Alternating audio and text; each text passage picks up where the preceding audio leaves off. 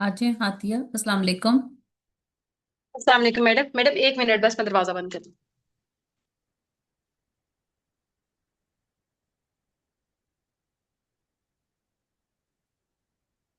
जी madam. चले,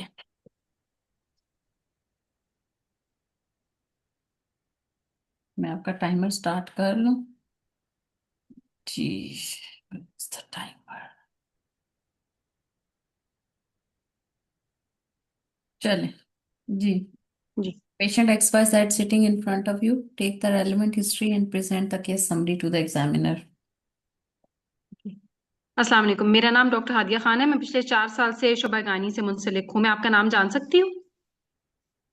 जी, मेरा नाम शाहीन है। शाहीन। शाहीन, आपकी क्या उम्र है? मेरी उम्र 42 साल है।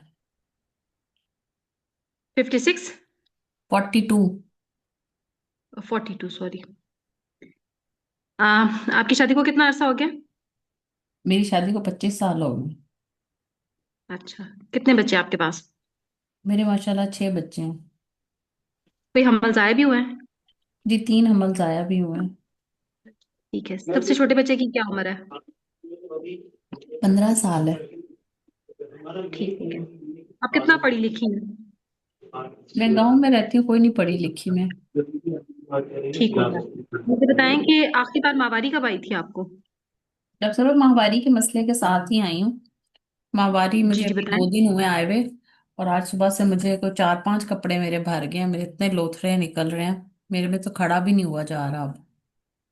अच्छा, ये जो मसला चल रहा है ये कितने अरसे से है? माहवारी ज्यादा आती है आपको?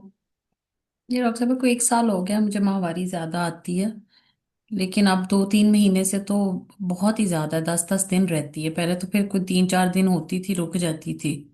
लेकिन अब तो दस अच्छा। दिन रहती है। मुझे अब इतनी कमजोरी हो गई है इसकी वजह से। अच्छा, 1 साल पहले तक आपको सही माहवारी आती थी? इतनी ज्यादा नहीं आती थी? नहीं, आती तो थी, ज्यादा ही आती थी, लेकिन रहती 3-4 दिन ही थी। मतलब वो अच्छा। 3-4 दिन मुझे काफी ज्यादा रहती थी। लेकिन अब तो 10-10 दिन रहती है। मैं तो बिल्कुल ही अब निढाल हो गई हूँ। महीने में कितने दिन होते हैं जिसमें आपको खून नहीं पड़ता? मतलब 20 दिन। 10, 20, 15? 20-25 दिन हो जाते 20 दिन हैं। होते हैं? 20-25 दिन हो ठीक जाते है। हैं। और अब ये जो आपके जितने भी दिन ब्लीडिंग होती रहती है, इसमें ये आपको जो आप ज्यादा कपड़े सवाल भी इस्तेमाल पूछे है करने ना, हैं? ये जो आपने सवाल पूछा है ना, ये actually you are asking regularity of cycle. So जी। बेटर इसका क्वेश्चन ये है कि आप पूछें क्या माहवारी आपको महीने के महीने आती है। ठीक है। ये क्या सवाल माहवारी जब आप आपको महीने? पूछेगी ना कि कितने दिन फ्री रहती हैं, तो वो आप कंफ्यूज खुद कर देगी पेशेंट आपको। If this is a very confusing question. ठीक है। ठीक हो सो गया if you madam. Want very clearly ask कि आपको जी। माहवारी आती महीने के महीने है, अच्छा फिर शाहीन, मुझे आपको बताएं माहवारी आपको। इरेगुलरिटीज का आपको ज्यादा बेहतर पता चलेगा। चलें। जी। माहवारी आपको महीने के महीने आती है? जी डॉक्टर बाकायदगी साहब, से? आती तो महीने के महीने ही है। लेकिन पहले 3-4 दिन रहती थी, अब 10 दिन रहती है। 2 महीने हो गए। पिछली दफा भी मुझे 10-12 दिन रही थी। और ठीक अब हो भी गया। कुछ ऐसे ही हो अच्छा रहा है। अच्छा, फिर इसके लिए आप कोई अद्वियात का इस्तेमाल करती हैं? नहीं कैसे फिर डॉक्टर साहब, आपने मैंने इन दिनों को गुजारा? अभी तक कोई दवाई इस्तेमाल कोई नहीं भी की। कोई भी दवाई नहीं इस्तेमाल की? हम्म। ठीक है। तो फिर इसकी वजह से आपकी रोजमर्रा की जिंदगी पे बहुत असर होता होगा? नहीं काम वगैरह हो जाता है? थकावट तो नहीं ज्यादा होती? नहीं डॉक्टर सांस साहब, अब तो फूलता हो? बहुत थकावट हो जाती है। मैं घरेलू काम नहीं कर सकती अब। बच्चियां ही सांस करती हैं, फूलता है? बच्चियां करती हैं, मैं से तो हिला भी नहीं जाता। ठीक है। सांस भी फूलता है? जी जी, सांस भी फूलता है। अच्छा, मुझे ये बताएं कि इसके साथ जब आपको ये बीमारी आती है तो बहुत ज्यादा तकलीफ तो नहीं होती? जी, दर्द भी होती है मुझे। अच्छा। और ये दर्द किस किस्म की होती है? ये माहवारी के टाइम पे शुरू होती है या माहवारी से पहले भी होती है? नहीं, बस जब डेट आती है तब पहले 1-2 दिन तो काफी ज्यादा होती है। तो पेनाडोल की ठीक है। गोली वगैरह खा लेती हूँ मैं। हाँ, ये थोड़ा ठीक होता फर्क है। पड़ सही जाता है। होता है। शौहर से मिलते हुए तकलीफ तो नहीं होती? नहीं। शौहर से मिलने के बाद खून तो नहीं पड़ता, या दो माहवारियों के दरमियान खून का धब्बा लगता हो? नहीं। अच्छा, जब आपको सबसे पहली दफा माहवारी आई थी तब आपको ठीक माहवारी आती थी, उसमें कोई मसला नहीं होता था कि ज्यादा भी होती हो और ऐसे होता हो कि भाई वो ज्यादा दिन के लिए रहती हो? जब आपको तो सबसे सर पहली रहती दफा तो चौदह हमेशा पंद्रह ज्यादा ही थी मुझे, लेकिन 3-4 दिन रहती थी। माहवारी तो मेरी शुरू तीन चार से दिन ऐसी ही थी, हाँ। अच्छा, ठीक हो गया। अच्छा, अभी मुझे बताएं, आपको भूख वगैरह ठीक लगती है? हाँ वजन में जी। बहुत शिद्दत से कमी तो नहीं हो रही? नहीं। ठीक हो गया। गंदे पानी की शिकायत तो नहीं रहती है आपको? कभी कभार हो जाती है डॉक्टर साहबा। बदबूदार आजकल तो नहीं नहीं होता, है। उसके साथ खारिश होती हो? नहीं, आजकल नहीं है। पहले होती ठीक हो थी। गया। सही हो गया। आप मुझे ये बताएं कि आपको अपने पेट के निचले हिस्से में कोई गोला सा तो नहीं महसूस होता है या उभार महसूस होता हो? नहीं। महसूस होता हो कि आपका जो है ना वजन बढ़ रहा है, और आपको सर्दी कभी बहुत ज्यादा लगती हो, या आपको लगता हो कि भाई सुस्ती है बहुत ज्यादा, आपसे नहीं। उठा नहीं जा रहा कोई काम? ठीक नहीं। है। कभी कोई गिलड़ की शिकायत तो नहीं रही? गिलड़ की कोई तो अद्वियात नहीं। इस्तेमाल की हो आपने? नहीं, शुगर है डॉक्टर साहबा मुझे बस। अच्छा, शुगर कब, कितने अरसे से आपको? 10 साल हो गए हैं शुगर को। उसके लिए क्या इस्तेमाल करती हैं? इंसुलिन लगाती हूँ। अच्छा। और अपने डॉक्टर को आपने आखिरी बार कब चेक करवाया था? मैं चेक कराती रहती हूँ, 1 महीना पहले ही चेक कराया था, ठीक है मेरी मतलब। कभी कंट्रोल हो रहती है जाती है आपकी अनकंट्रोल। शुगर? नहीं, कंट्रोल नहीं, एक सौ अच्छा, 170 160 इतनी रहती है। ठीक हो गया। और 10 साल से आपको ये मसला चल रहा है? जी। 10 साल से आप इंसुलिन लगा रही हैं? ठीक है। नजर के पहले मसाइल तो गोलियां नहीं थी, है अब या? इंसुलिन को 2 3 साल हो गए इंसुलिन लगाते हुए। ठीक हो गया। मुझे ये बताएं कि डॉक्टर ने कभी आपको ये तो नहीं बताया कि आपकी शुगर के असरात आपकी नजर के ऊपर हो रहे हैं या आपके गुर्दों के ऊपर हो रहे हैं? नहीं, वो नजर का चेकअप वगैरह कराया था, ठीक थी। ठीक हो गया, वो ठीक आती है आपकी। अभी मुझे ये बताएं कि और कोई अद्वियात तो नहीं इस्तेमाल करी है, जैसे खून पतला करने वाली गोलियां देते हैं डॉक्टर? नहीं। किसी को अगर कोई दिल, आपका कभी कोई दिल का मसला रहा हो, ब्लड नहीं। प्रेशर तेज होता हो? नहीं। अच्छा। ये बच्चों के वक्फे के लिए आप क्या इस्तेमाल करती हैं आप?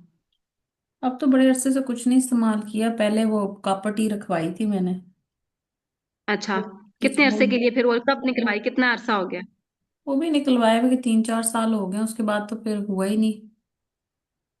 अभी आप कितने, अब उसके बाद से कितने सालों से आप कुछ परहेज के लिए इस्तेमाल नहीं कर रही हैं? 3 साल हो गए। 3 साल हो गए परहेज के लिए कुछ इस्तेमाल नहीं कर रही। अच्छा, मुझे बताएं, ये जो बच्चेदानी के मुंह से एक टेस्ट लिया जाता है शीशे के ऊपर, वो आपका हुआ है कभी? नहीं। कितने बेटियां और बेटे हैं अब आपके बच्चों की, और ख्वाहिश तो नहीं होगी? नहीं डॉक्टर साहब, 6 माशाल्लाह, मेरे 5 बेटे 1 बेटी है। बस, ठीक हो गया, जबरदस्त है जी ये तो। अच्छा, मुझे ये बताएं कि खानदान में किसी को ना जमने वाली या क्या कहते हैं, रगों में खून जम जाने वाली कोई ऐसी बीमारी हो? नहीं। खानदान में क्या आपकी खाला को या आपकी बहन में से किसी को, आपकी वालदा को बच्चेदानी की, रसौली की शिकायत हुई हो, या कभी नहीं। कोई जो अंडेदानी होती है उसका कोई कैंसर की शिकायत नहीं। रही हो? 7 मिनट हो गए आदिया। नहीं। जी मैडम। अच्छा, मुझे बताएं, किसी दवाई से एलर्जी तो नहीं है आपको? नहीं।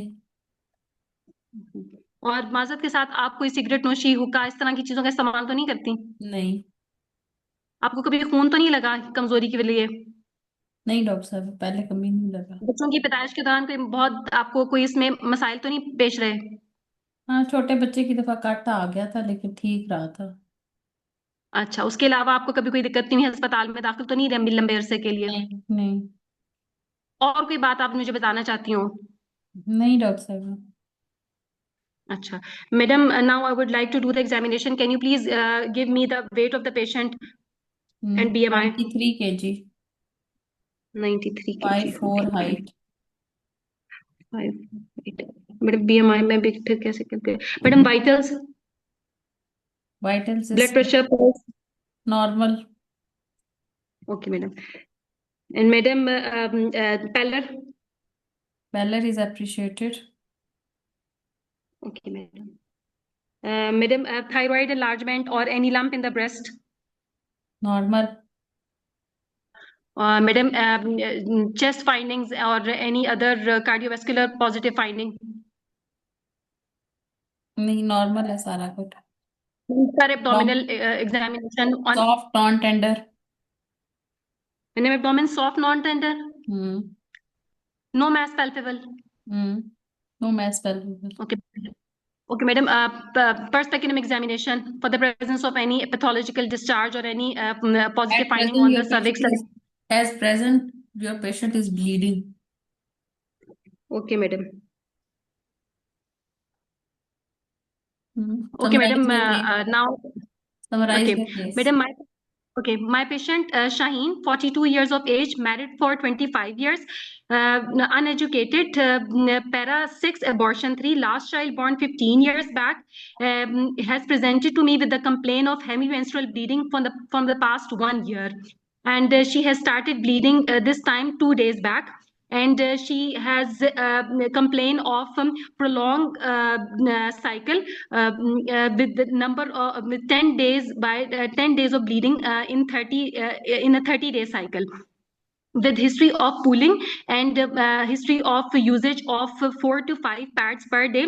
Also complains of dysmenorrhea and affecting significantly her quality of life, giving her shortness of breath and easy fatigability. Also, my patient is known diabetic from the past 10 years, and from the last 2 to 3 years she is using insulin, and that is controlled in that. And patient gives history of usage of the copper T for the contraception, but for past 3 years she is not using any measures for the contraception. And her obstetric history, आप ये case and presentation है, ये case summary नहीं है। okay madam, let me try summary again, क्या, just case one. Summary क्या होती है? Madam, all positive finding and important negative तो findings. कॉन्ट्रासेप्शन में कोई पॉजिटिविटी को आपने देखना है अभी? नहीं madam, I just wanted to tell कि she is not using anything for the contraception. वो तो चले ठीक है, वो आप बताना चाह रही, वो वैसे आप एक जुमला बता दें, पर ये बहुत लंबी डिटेल हो गई है। मैडम मैं आप दोबारा 1 मिनट में आपको हाँ, बताती हूँ. हाँ दोबारा जी. करें आप इसको। पेशेंट, जी आपको मैं पेशेंट टाइम शाहीन वैसे 42. बता देती हूँ, आपने 10 मिनट 34 सेकेंड्स लिए हैं, ठीक है? तो बाकी आप जी केस मैडम. स्टडी दोबारा करें। जी madam. Patient Shaheen, 42 years of age, married for 25 years, uneducated, para 6, abortion 3, last child born 15 years, presented with a complaint of heavy menstrual bleeding from the last 1 year. Cycle history is 10 days by 30 days, and soaking 4 to 5 pads per day, and associated with the dysmenorrhea. Pad आपने And पूछा था? मैंने उसने खुद बताया था ना कि 4 से 5 पैड्स जो है वो मेरे किसी ने इस्तेमाल हो कहा था जाते पहले हैं. 4 से 5 दिन ब्लीडिंग होती है, होती थी, अब जो है वो 10 दिन होती है।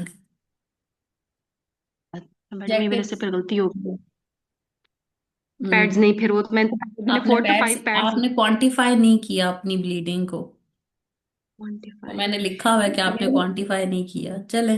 बेटा वो मैंने ना अपना लिखा था 4 to 5 पैड्स पर डे. मैं उसकी बात को शायद समझ नहीं सकी हूँ. ठीक हो आपने गया उसको मैडम. आपने उसको पैड समझ लिया, she was not using pad. वो उसने कहा था कि डेज. पहले 4 से 5 दिन होती है। चले अभी आप समरी करें ना, फिर मैं आगे चलती हूँ। जी बस मैडम, बायोडाटा एचएमबी के हो बाद गया फिर. ना, आपने एचएमबी की प्रेजेंटिंग कंप्लेंट हो गई, अब उसको आगे जी पैड मैडम, बताने की जरूरत नहीं है। ठीक हो गया मैडम. हिस्ट्री वो समरी में नहीं बताना. नहीं नहीं, वो पैड शेड्स और वो बातें तो आपने हिस्ट्री में अपनी डायग्नोसिस ऑफ एचएमबी बना दिया है, वो सवालात पूछ के, ठीक है? ठीक हो गया madam ji. Madam, last time bus. Patient Shaheen, 42 years of age, married for 25 years, uneducated, para 6, abortion 3, last child born 15 years, presented with a complaint of heavy menstrual bleeding from the last 1 year.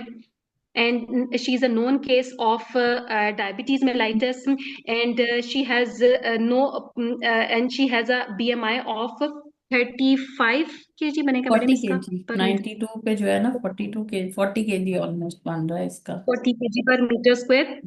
And rest all the findings in her GPE and systemic examination are insignificant, हाँ, and she had no unremarkable. Drug allergy.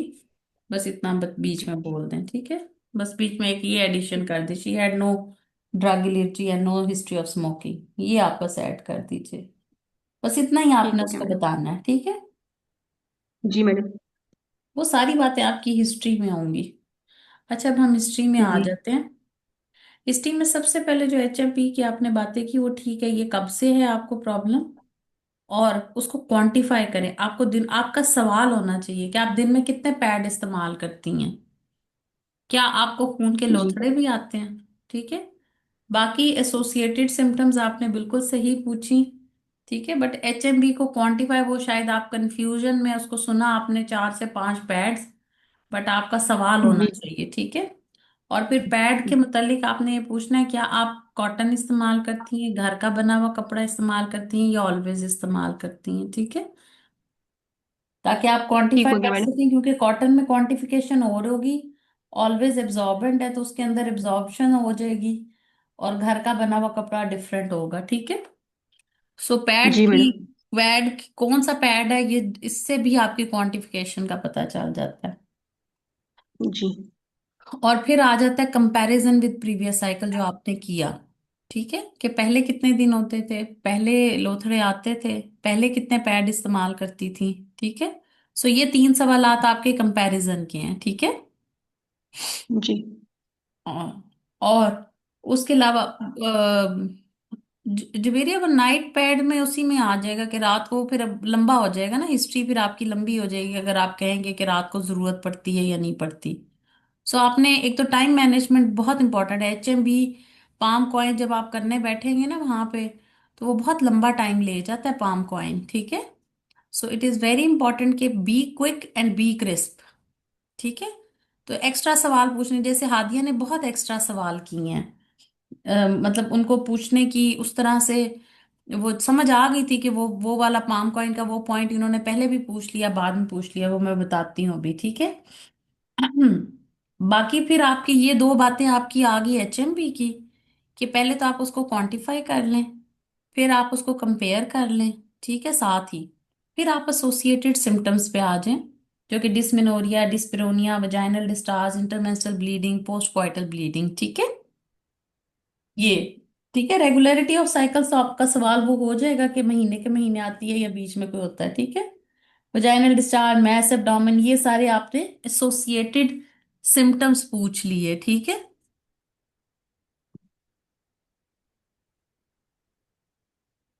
अच्छा, associated symptoms के बाद अब आपकी palm coin शुरू हो जाता है। उसमें आपने बिल्कुल पूछ लिया weight gain, heat heat and cold intolerance, वो जो आप पूछना चाह रही थी ना, गर्मी सर्दी ज्यादा तो नहीं लगती, उसको बट आप कुछ डिफरेंट अंदाज से ही पूछ रही थी। फिर गिलट, मैडम मुझे हमेशा ये होता है कि हम पेशेंट को ही कंफ्यूज कर देते हैं, सर्दी का भी पूछ रहे होते हैं, गर्मी का भी पूछ रहे होते नहीं हैं, नहीं, या हाइपो का उसका पूछे। मसला ये होता है कि आपको गर्मी सर्दी ज्यादा तो नहीं लगती। पेशेंट बड़ी आसानी से बताएंगे हाँ डॉक्टर साहब मुझे अब गर्मी बड़ी लगती है, बर्दाश्त नहीं होती। ठीक है।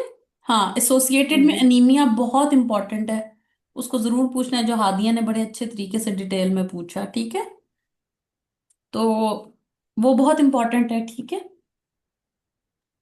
फिर उसके बाद आपने फैमिली हिस्ट्री का पहले पूछ लेना है, जो कि आपने बाद में पूछा। ब्लीडिंग ब्लीडिंग डिसऑर्डर्स 42 में यूजली नहीं होते, ये यंग एज में होते हैं। HMB विद यंग एज आए तो फिर ब्लीडिंग डिसऑर्डर, लेकिन स्टिल आपने अगर पाम कॉइन को करना है तो जरूर कर लीजिए। ठीक है।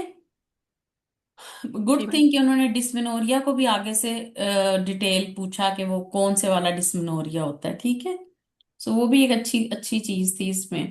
फैमिली हिस्ट्री ऑफ सीएज आपने पूछ ली। ठीक है। आपके बहन भाइयों में से इसमें बहुत इंपॉर्टेंट जो होता है ना, अगर आप सस्पेक्ट कर रहे हो CA ऑफ एंडोमेट्रियम, तो आपने कोलन या GIT कॉलन कैंसर ठीक के है। पूछने होते हैं। ठीक है। वो जो सिंड्रोम होता है ना लींच वाला, और वो सारा वो फिर इसमें आ जाते हैं। ठीक है। तो आपने पूरा पूछना है आपकी फैमिली में किसी को बच्चेदानी अंडेदानी का या अंतड़ियों का कैंसर तो नहीं रहा। ठीक है। तो ये बहुत जी इंपॉर्टेंट मैडम। पूछना होता है, क्योंकि इसमें आपने GIT कैंसर्स भी फिर सिंड्रोमिक चीजों को लेने के लिए वो जरूर पूछने हैं। ठीक है। सो बाकी हिस्ट्री पैटर्न वॉज योर अच्छा था, बहुत अच्छा था, स्पीड बहुत अच्छी थी आपकी। और लेकिन सिर्फ वो ये कि थोड़ा लेंथी हो रहा था, क्योंकि आप एक ही चीज को थोड़ा दो तीन दफा पूछ रही थी, क्योंकि HMB को ही आप टाइम लगा रही थी जरा।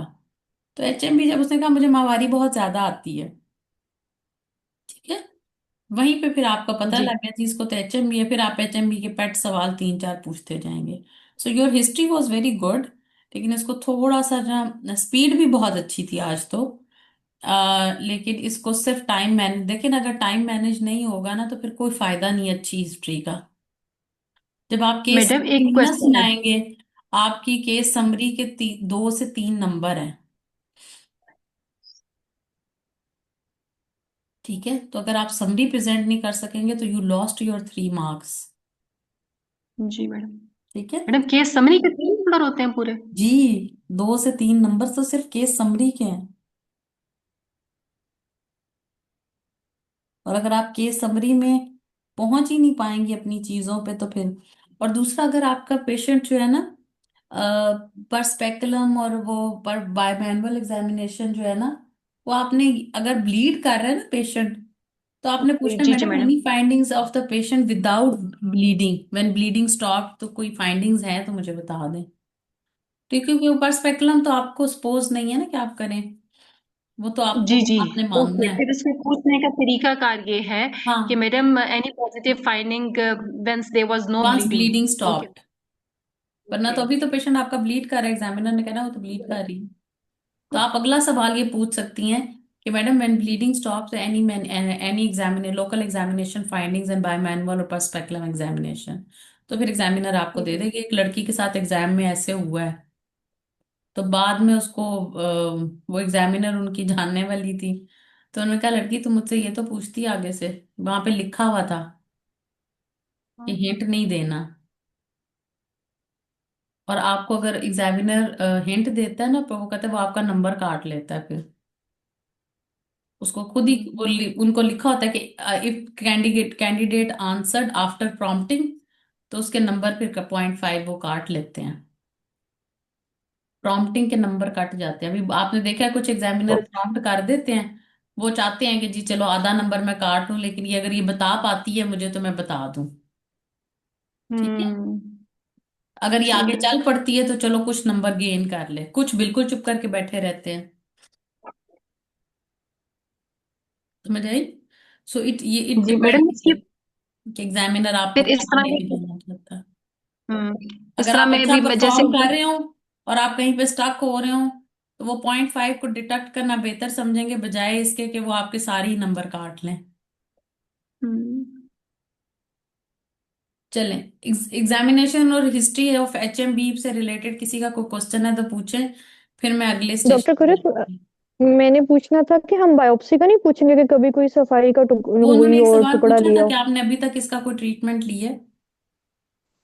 अच्छा, नहीं मतलब बायोप्सी को हम सेपरेट से नहीं करेंगे? सेपरेट भी पूछ सकते हैं कि आपने, जब उसने पेशेंट ने ट्रीटमेंट ही नहीं दिया तो बायोप्सी कहाँ जानी है। ठीक है। पूछ ठीक है। सकते हैं, बिल्कुल पूछ सकते हैं। अब तक आपने एंड पे पूछना है ना, वो उन्होंने पूछा था कि आपने अब तक इसका कोई इलाज करवाया, कोई टेस्ट करवाया है? तो वो उन्होंने, हादिया ने पूछा था, तो उसने कहा नहीं मैंने कुछ नहीं कराया अभी, मैं आपके पास आई हूँ। अस्सलाम वालेकुम। जी। डॉक्टर कुरत, ये जो साइकिल का हम पूछते हैं जितने दिन ब्लीडिंग का, वो कहती है जैसे 10 डेज ब्लीड है तो हम 10 बाय ये पूछेंगे कि कितने दिन बाद आती है, तो फिर वो बताएंगे जैसे 10/13 हाँ, में आपने कहा है। सवाल पूछा ना कि महीने के महीने आती है, तो date is hmm. Around about 28 to 27 days, उसको 28। हम फिर इसी तरह ही लेते हैं। तो हम 10/28 डेज कह देते है ना। हाँ, 10/28 डेज, क्योंकि वो महीने के 28 डेज। महीने आ रही है ना, रेयर टेन हाँ 20 जी जी। रेयर टेन ठीक। डेज रही है। सही है, और अगर इरेगुलर हो तो वो फिर हम जितने वो दिन तो फिर ब्लीडिंग बता होती देगी है कि और उसके बाद इरेगुलर है, जब तो हम आती है। उसको शुरू में कह देंगे इरेगुलर।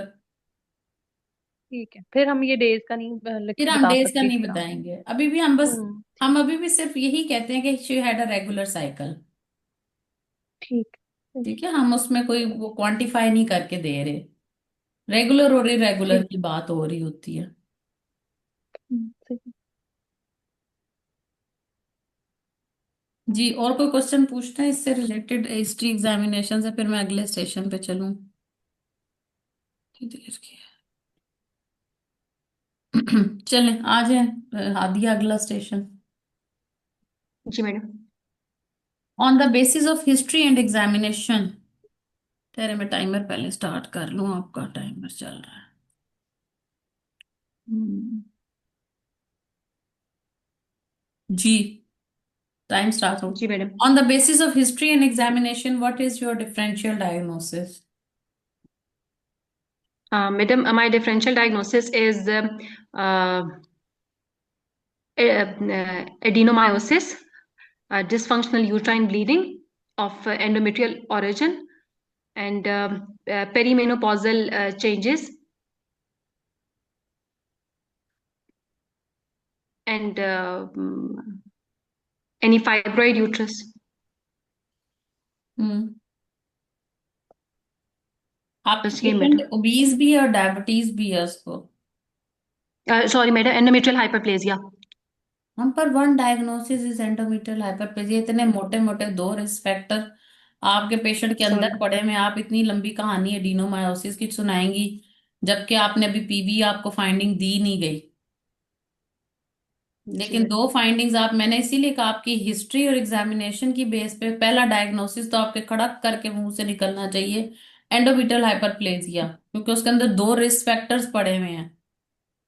जी मैडम, डायबिटिक भी है, ओबीज भी है। बीस भी है, दो बड़े बड़े रिस्क फैक्टर एंडोमेट्रियल हाइपरप्लेजिया के नजर आ गए। तो एंडोमेट्रियल हाइपरप्लेजिया मुंह से ना निकले तो फिर तो नहीं है ना ठीक बात। जी मैडम। ठीक है, तो पहला डायग्नोसिस आप, जी। बड़ी इंपॉर्टेंट है डीडी की तरतीब। आप ऐसे ही अपनी मर्जी से कोई भी तरतीब नहीं लगा सकते। आप हम्म। देखिए ना हिस्ट्री में क्या चीजें हैं। आपको आपने पहला एडिनोमायोसिस बोला, कैसे? मैडम मल्टीपैरिटी की वजह से। हम्म, पेन तो थी ही नहीं उसको, पेन कहीं थी उसको? जी मैडम, उसने तो बड़ी माइल्ड सी पेन की थी, वो तो हाँ, वो तो नॉर्मल ऐसे है। उसने कहा पैनाडोल खाती हूँ तो ठीक, वो तो एक वेग सी बात है ना, वो हम्म। तो सबको हल्की फुल्की डिस्कम्फर्ट में था, वो पेन तो था ही नहीं। तो एड्यूनोमायोसिस तो पेनफुल बड़ा होता है, डिस्मेनोरिया होता है उसमें, लोअर एब्डोमिनल पेन होती है पेशेंट को। फिर आपने डिसफंक्शन जी। यूट्राइन ब्लीडिंग, वो तो ऐसे ही एडिशनल डाल दिया अभी, वो तो जाहिर बात है एंडोमेट्रियल ओरिजिन से ही हो रही होगी ना, वहां पे करती। फिर पेरीमिनोपॉजल is good, good differential.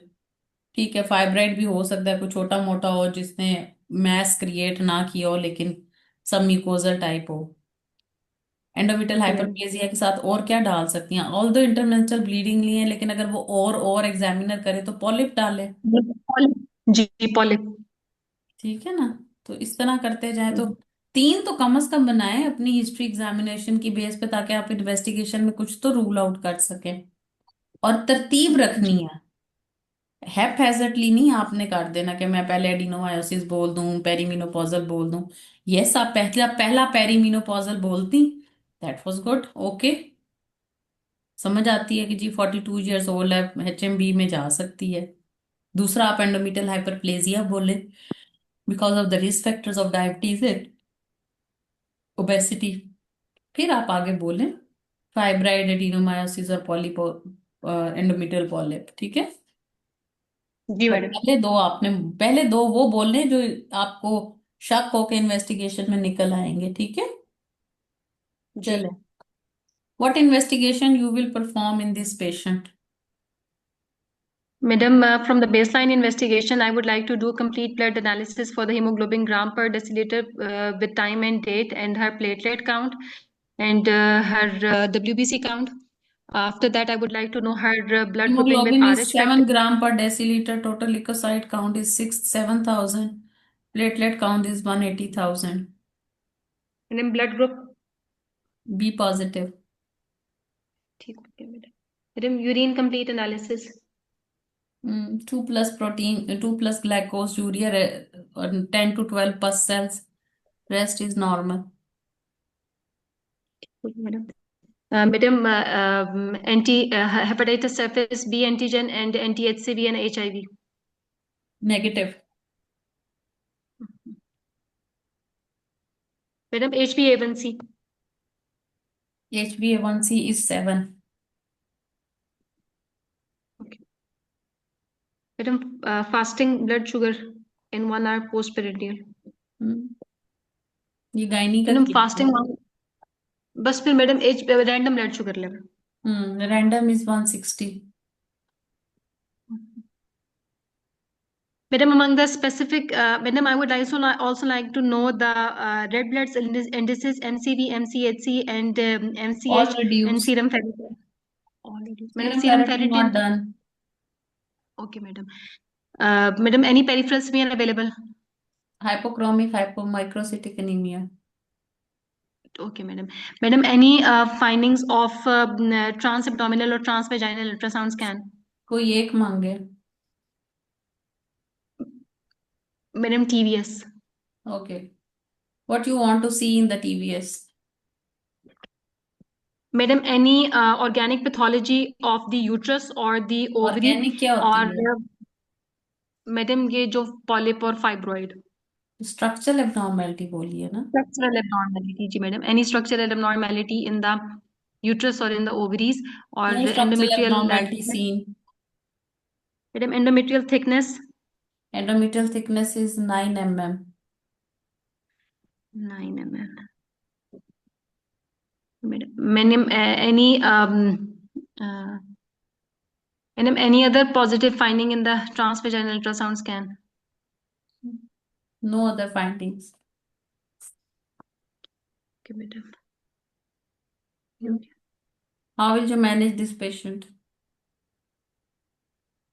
Madam, I will explain my patient about her diagnosis, that she is having excessive uterine bleeding, and that has led to the development of the iron deficiency anemia, and she is also having subclinical UTI. And since she is having 9 to 10 pus cells and positive glucosuria, and since she's a known case of diabetes mellitus, that's why her What is HbA1c the is 7 cause gram of per her deciliter. HMB? Madam, I'm going, madam, the cause of her HMB is endometrial hyperplasia. Okay. Next. Madam, shall I proceed further in the management?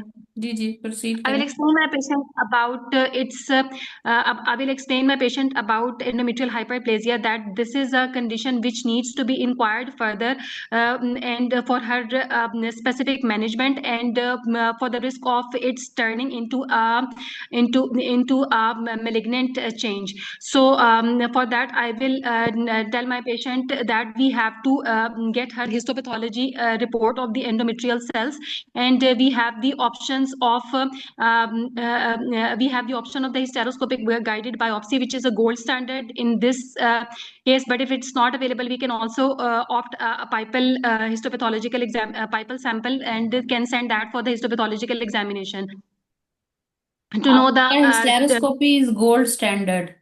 9 mm की thickness जो है उसके लिए आपको hysteroscopy चाहिए होगी. Madam, you mean कि अगर वो डिफ्यूज है? आपने टीवीएस में ये बात पूछी थी? नहीं मैडम, ये नहीं मैंने पूछी कि वो फोकल है या डिफ्यूज थिकनिंग है। डिफ्यूज्ड है, फोकल है कि नहीं है. तो जी चाहे वो मैडम, आई डिफ्यूज हो चाहे फोकल हो, 9 mm की थिकनेस तो पाइपल में आ जाएगी. पाइपल में कितने % चांस होता है आने का, सैंपल आने का? मैडम, वो हमारी एंडोमेट्रियल कैविटी का सिर्फ 4% फोर सैंपल ले परसेंट आपकी सकती है। एंडोमेट्रियल कैविटी का लेती है. जी तो उसमें फिर आपको स्टेरोस्कोपिक गोल्ड स्टैंडर्ड है, आपके हॉस्पिटल में अवेलेबल है स्टेरोस्कोपी? मैडम, आपके इसका नहीं हॉस्पिटल होता। में या जनरली डी कि किस हॉस्पिटल में आप लोग बायोप्सीज कैसे लेते हैं? मैडम, हम डायग्नोस्टिक डीएनसी करते हैं, उसके थ्रू बायोप्सी लेते हैं। तो जो करते हैं वो भी तो बोल रहे हैं ना, जो नहीं करते वो पहले बोल रहे हैं. या मैडम, पाइपल लेते हैं, हम पाइपल या भी लेते हैं और पाइपल ले लेते डायग्नोस्टिक हो से। या डीएनसी कर लेते हो. इफ फैसिलिटीज जी अवेलेबल तो आप स्टेरो पे जाते हो, अदरवाइज तो नहीं जाते स्टेरो पे. जी मैडम। तो मैडम, ये इसकी फोकल है या बायोप्सी के लिए आप डिफ्यूज? कैसे प्रिपेयर करेंगी अपने पेशेंट को? Madam, I will get her, depends के अगर हम उसकी डायग्नोस्टिक डीएनसी से करें तो हम उसकी एनेस्थीसिया फिटनेस लेंगे, हम्म. और शी डायबिटिक, उसके ब्लड शुगर कंट्रोल चेक कर लेंगे। हम्म. और मैडम कि वो she should remain NPO for 6 to 12 hours, and then बेचारी का वी आठ कैन। एचपी है, 8 HP पे आप उसको एनेस्थीसिया की फिटनेस मिल जाएगी? नहीं मैडम, उसकी प्री ऑपरेटिव सारी फिटनेस होंगी ना, कि उसको क्या कहते हैं, तो उसको उसका बिल्डअप HP8 के लिए क्या करूँगी। करेंगी? मैडम, उसको आरसीसी ट्रांसफ्यूज करूंगी, और दूसरी ऑप्शन ये है कि अगर उसको एक्सपेक्टेड कंजर्वेटिव मैनेजमेंट के ऊपर उसको ट्रांएग्जामिक एसिड और सॉरी एंटी फाइब्रिनोलिटिक जो है ना स्टार्ट करके, और हम्म. मीनवाइल उसकी एचबी बिल्डअप करेंगे हम्म. विद ओरल आयरन और IV iron, and hmm. Then we can the endometrial biopsy. कितनी बट द एचपी फर्स्ट आपको step is to. Diagnostic DNC में कितनी एचपी चाहिए होगी? डायग्नोस्टिक टीएनसी के लिए madam, madam minimum Hb level क्या चाहिए होगा आपको, जिससे मैडम 10। एनेस्थीसिया वाले फिटनेस दे देंगे? मैडम 10। हाँ, तो कितने आज पैक सेल्स लगाएंगी उसको? 8 एचबी है, मैडम कितने पैक सेल्स लगेंगी? आप 7 बताइए, 7 पे तो 3 लगेंगे, 8 पे तो 2 भी लग जाएं तो ठीक तो भी होगा। लग जाएंगे, ओके। ओके, आपकी पेशेंट को यूटीआई भी था और ग्लूकोज यूरिया जी था। Madam. Don't you think glucose कि यूरिया था। उसके एंड ऑर्गन्स रीनल को देखना चाहिए था? जी मैडम, मैं यही आपको बताने लगी हूँ कि जो एनेस्थीसिया फिटनेस है उसमें मैं उसकी कार्डिक इवैल्यूएशन लूंगी। Since she is non diabetic from the last 10 year, मैं उसकी डायबिटोलॉजिस्ट से पास उसको भिजवाऊंगी ताकि उसके ब्लड शुगर लेवल्स कंट्रोल हों। उससे फिटनेस पूछी जाएगी कि वो देखें कि भाई रीनल इन्वॉल्वमेंट है या उसकी अदर एंड ऑर्गन्स इन्वॉल्वमेंट है। साथ उसका एचबी बिल्टअप किया जाएगा, उसका यूटीआई को करेक्ट चलिए, किया आपका जाएगा। टाइम हो गया एंड 12 मिनट, बीच में हमने वाइवा क्वेश्चंस भी आपके कर लिए।